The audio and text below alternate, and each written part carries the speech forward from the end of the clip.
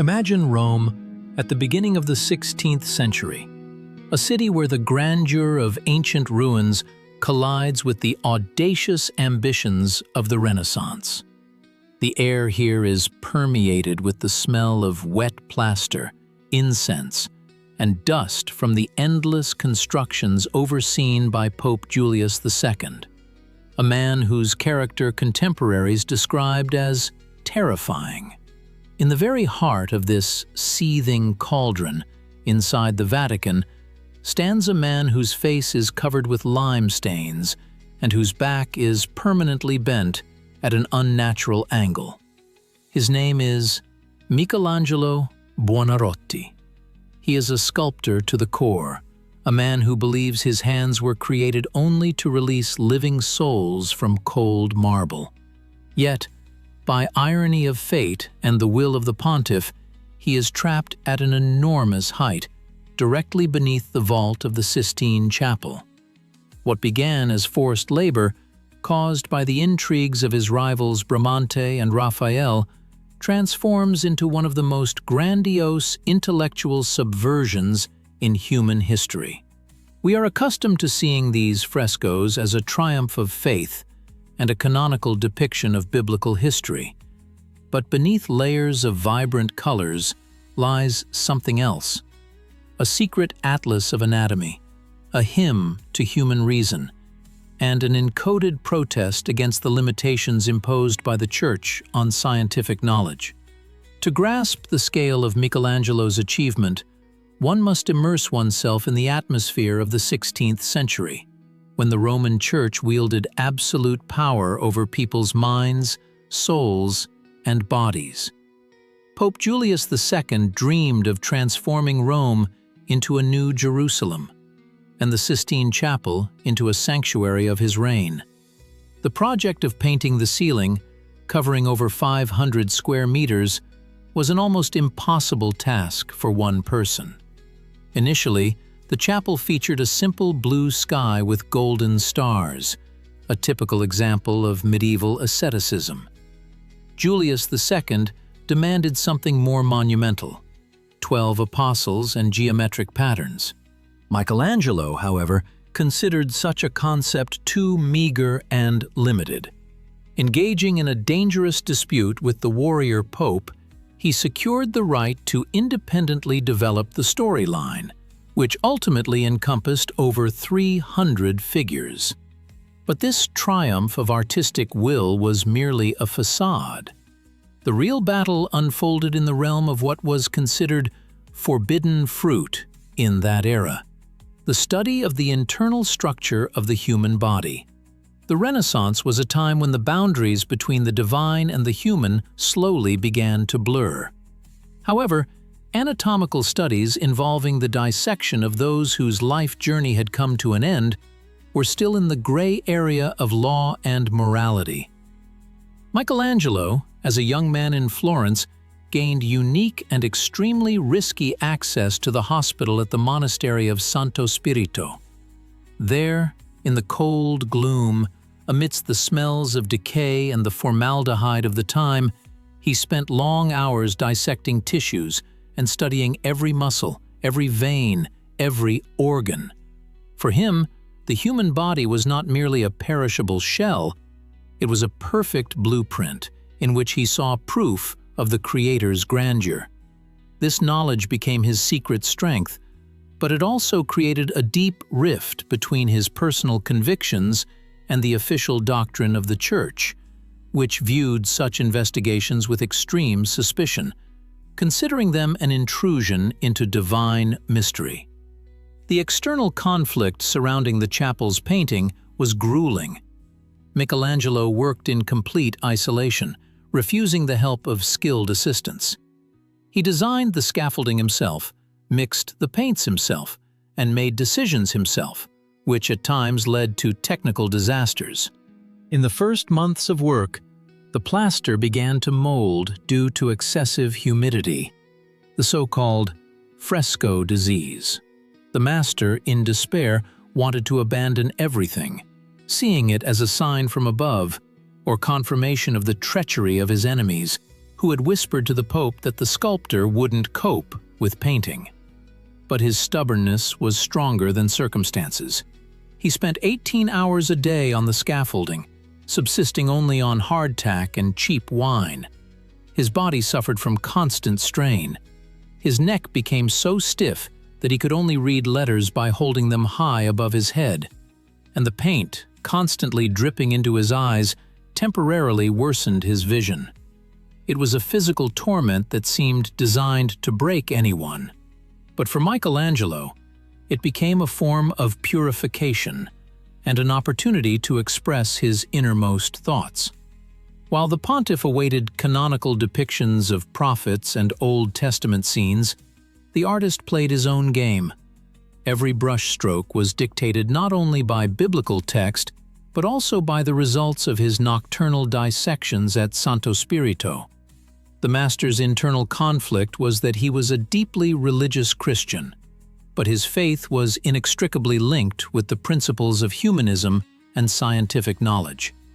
He saw no contradiction between prayer and an anatomical atlas, yet he understood that papal advisors and inquisitors would see heresy in it.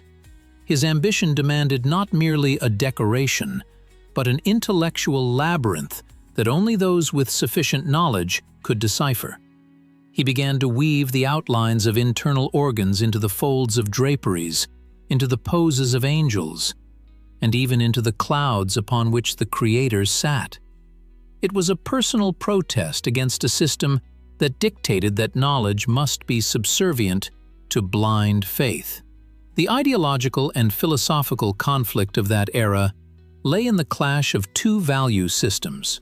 On one side, theocentrism, where God is the sole source of truth and man is a sinful being whose flesh only hinders the salvation of the soul.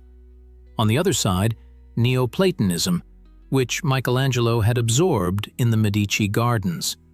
According to these ideas, the human body is a microcosm reflecting the grandeur of the universe, and the mind is a spark of divine flame. The master believed that the path to God lay not through the denial of the flesh, but through its thorough understanding.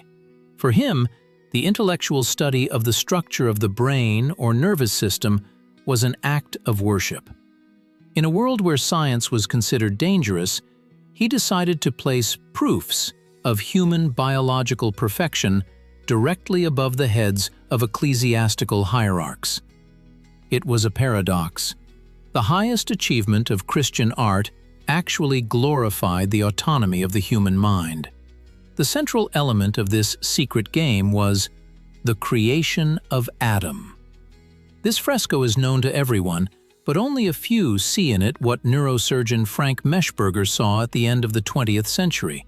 If one carefully examines the outlines of the cloak in which God hovers, surrounded by angels, an astonishing resemblance to an anatomical cross-section of the human brain becomes apparent. Every element here has its meaning. The contours of the cloak correspond to the outer boundaries of the cerebral cortex. The curve of the angel's arm repeats the outlines of the pons varoli, and the lower part of God's drapery matches the shape of the cerebellum and pituitary gland. Michelangelo didn't just paint God, he placed the Creator inside a symbolic brain. The message was deafening in its boldness, the capacity for thought, consciousness, and intellect. This is the very gift that makes man akin to divinity. It was an encrypted manifesto that God resides not in heaven, but in the mind of every human being. Continuing along the vault, we encounter the scene, Separation of Light from Darkness. Here, the Creator is depicted in an extremely complex foreshortening, with his head thrown back and neck strained. For centuries, art historians criticized this fragment for its unsuccessful proportions and strange bulges on God's throat. However, modern studies using computer modeling have confirmed that these errors are, in fact, an extremely accurate depiction of the brainstem, spinal cord, and optic nerves. Michelangelo, possessing a photographic memory for the details of human anatomy, transferred the structure of the nervous system into a scene symbolizing the beginning of all things. He was, as it were, telling us that the foundation of creation is not merely will, but an ordered biological and intellectual structure. The fact that this was done in the 16th century, hundreds of years before the advent of modern medical textbooks, inspires awe at the master's genius.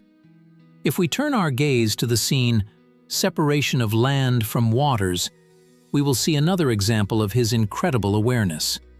The outlines of God's figure and his garments here suspiciously resemble the shape of a human kidney.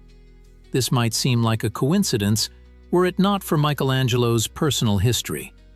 For most of his conscious life, he suffered from kidney stone disease, which caused him unbearable torment. In his letters, he described in detail his suffering and the doctor's attempts to alleviate his condition. By placing the kidney, an organ responsible for filtration and purification, in the scene of the separation of elements, the master drew a profound analogy between the biological process of body purification and the act of divine creation of order from chaos. For him, this was a deeply personal, almost intimate statement about the connection between his own suffering body and the grandiose processes of the universe. The moment of truth arrived in the middle of the work, when Pope Julius II once again demanded that a part of the chapel be opened for inspection. The confrontation between them reached its peak. The pontiff threatened to throw the artist from the scaffolding if he did not hurry. Michelangelo, possessing an equally difficult temper, left Rome in anger, and the Pope had to send messengers with apologies and gold to get the master back. This episode highlights the transformation of the relationship between artist and power. Michelangelo ceased to be merely an executor. He realized his significance as a man capable of capturing eternity. When the scaffolding was partially removed and the first viewers saw the ceiling, Rome trembled. The world had never before seen such a powerful depiction of flesh, such dynamic musculature, and such intense poses. But while the crowd admired the aesthetics, the master continued his secret work, understanding that the true meaning of his labor would only be revealed centuries later. What would you have done in Michelangelo's place if you possessed knowledge that was 500 years ahead of your time, but for speaking it aloud, you could lose not only your freedom, but also the ability to create? Write in the comments whether you consider such hidden messages a form of supreme courage, or if it was simply a risky game of a brilliant mind seeking to entertain itself under conditions of strict censorship.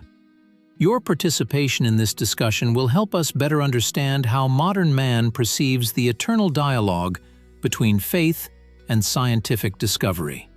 The culmination of the entire fresco cycle arrives in the concluding scenes, where the scale of human drama reaches its apotheosis. All streams of meaning, from the creation of the world to the fall of humanity, converge at a single point.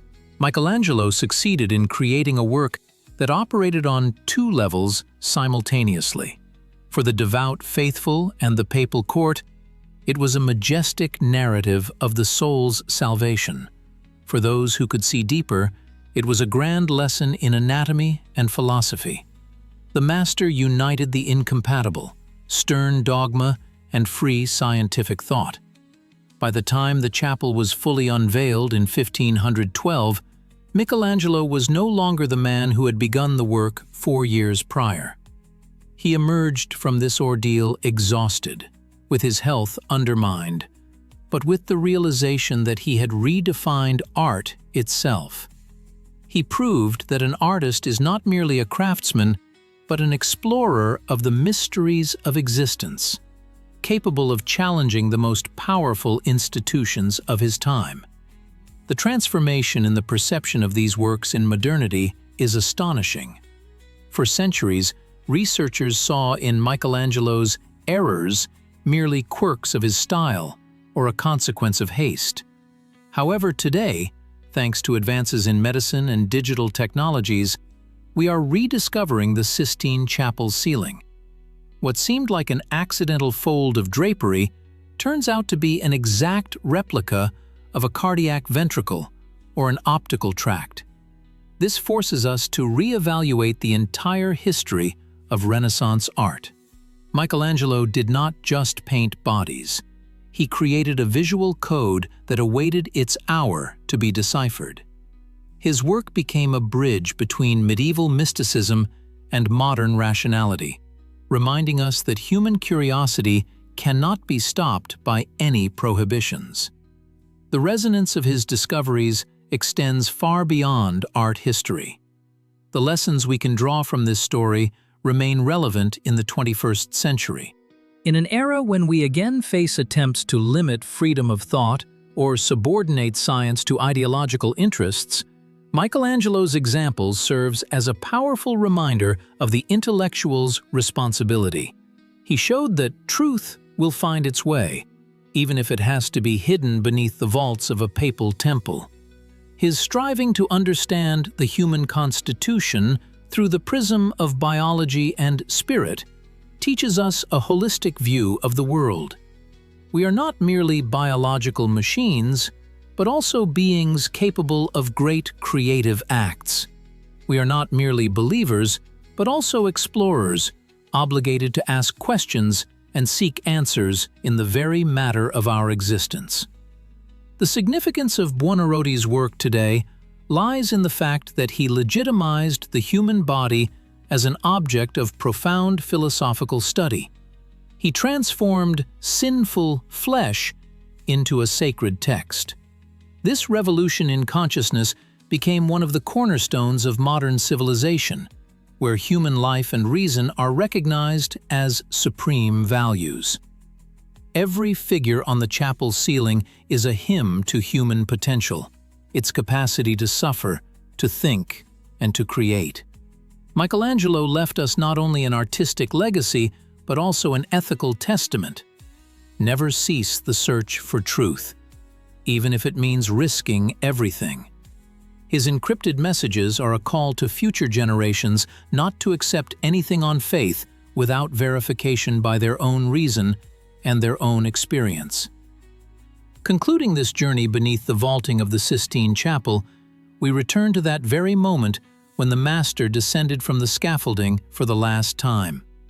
He was older than his 37 years by an entire lifetime. He returned to his beloved stone, but those 4 years had forever altered his vision of the world. The chapel became his triumph and his secret.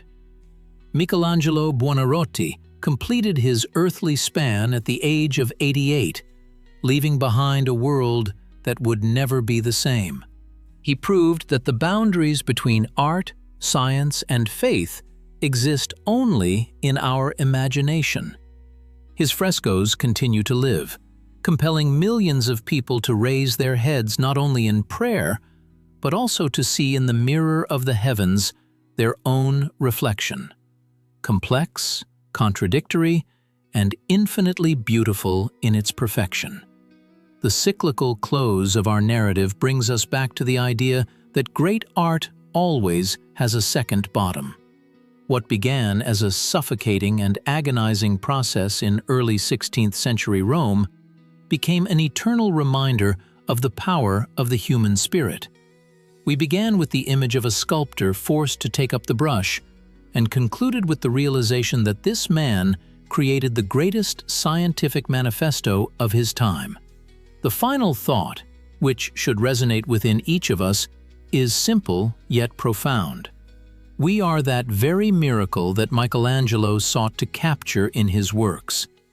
And every time we strive for knowledge, every time we overcome fear and censorship for the sake of truth, we continue that very creation which the Master began 5 centuries ago beneath the vaults of the Vatican.